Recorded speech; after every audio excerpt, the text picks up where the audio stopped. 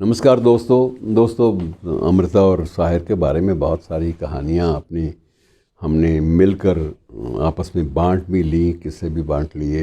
उनका जो एक रूहानी सुख होता है वो भी प्राप्त कर लिया। लेकिन एक कहानी का ज़िक्र जो अब किसी फ़िल्म में होने वाला है, लेकिन उस कहानी को हमने कहीं ना कहीं थोड़ा सा गंभीरता से कम लिया। लेकिन मैं समझता हूँ कि वो कहानी ज़्यादा इसी अमृता साहिर प्रकरण में वो कहानी जो है वो ज़्यादा पुख्ता है, ज़्यादा मजबूत कड़ी है और उसकी उपेक्षा हो ही नहीं सकती। और वो है अमृता और इमरोज़। अमृता और इमरोज़ के संबंधों को लेकर भी मित्रों बहुत सारी पुस्तकें भी आई हैं, चर्चाएं भी बहुत चली हैं। और आप अंदाज़ा लगा लीजिए कि मैं एक वक्तव्य, एक आलेख है छोटा सा, उसमें जिस रूप में इमरोज़ को प्रस्तुत किया गया है, मैं वो रूप इमरोज़ का अपना जो कथ्य है मैं उसको आपके सामने प्रस्तुत करने जा रहा हूँ कि मृत्यु के बाद या दफनाने के बाद सारे रिश्ते चंद दिनों में ख़त्म हो जाते हैं। जिसने भी कहा है ये झूठ कहा है। उन्हें हम बताएंगे कि रिश्ता जब रूह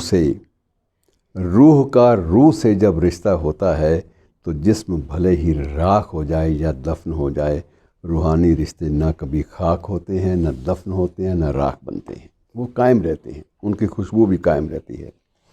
और इस संदर्भ में इमरोज़ ने भी कुछ लिखा था कि दुनिया के लिए भले ही तुम नहीं रही, पर मेरे लिए तुम कल भी यहीं थी और आज भी यहीं मौजूद हो।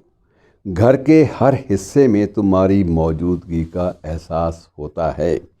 यहाँ हर कोने में तुम ही तुम बसी हो। जब भी नंगे पैर मैं सैर निकलता हूँ सैर को, तो साथ में 2 कदमों की टहलने की आहट महसूस करता हूँ और अपने दाहिने हाथ पर हल्का सा दबाव भी और एक गर्माहट का एहसास भी मुझे निरंतर होता रहता है।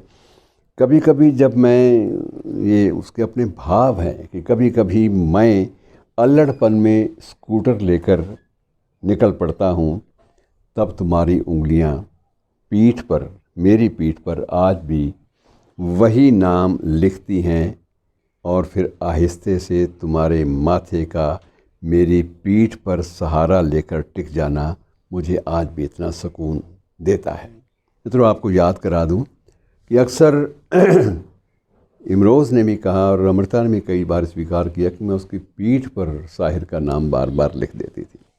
अब इस एहसास को आदमी कैसे जीता है, ये अपने आप में एक अजीब वस्तु स्थिति है जिसका आसानी से हमें कोई जवाब नहीं मिल सकता। और फिर आहिस्ते से तुम्हारे माथे का मेरी पीठ पर सहारा लेकर टिक जाना मुझे आज भी उतना ही सुकून देता है कि मैं जानता हूँ मेरे नसीब की बारिशें किसी और की छत पर हो रही हैं। कितना बड़ा एहसास, आप इस बात का अनुमान लगाते रहिए। मैं जानता हूँ मेरे नसीब की बारिशें किसी और की छत पर हो रही हैं, फिर भी तुम्हारे एहसास की वो चंद बूंदें भी मुझे सदा तरोताज़ा रखती हैं। आज भी मैं तुमसे वही बचकानी सी बातें किया करता हूँ और तुम मेरी बातों पर पहले की तरह ही हंसती हुई कहती हो, वे रब भला करे तेरा।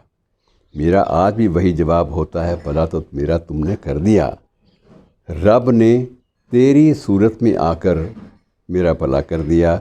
और तुमने अपनी आखिरी नज़्म लिखी थी, अमृता की एक अंतिम पंक्ति है, अंतिम नज़्म है, जिसका उल्लेख इमरोज़ ने किया है कि मैं तुझे फिर मिलूँगी। और इमरोज़ का ये उत्तर है कि तुम मुझसे दूर ही कब गई हो जो फिर मिलने की बात कर रही हो। काश कि मैं तुम्हें कभी बता पाता कि तुम क्या हो मेरे लिए। काश ऐसे लफ्ज़ बने होते जो दिल की गहराइयों को बयान कर सकते। मेरे जिस्म की मुझे कभी चाह थी ही नहीं, तेरे जिस्म की मुझे कभी चाह थी ही नहीं, और तेरी रूह कभी मुझसे जुदा हुई ही नहीं। तो ऐसे रूहानी रिश्तों को मित्रों कभी कभी जी कर देखें, बड़ा सुकून मिलेगा। शुक्रिया।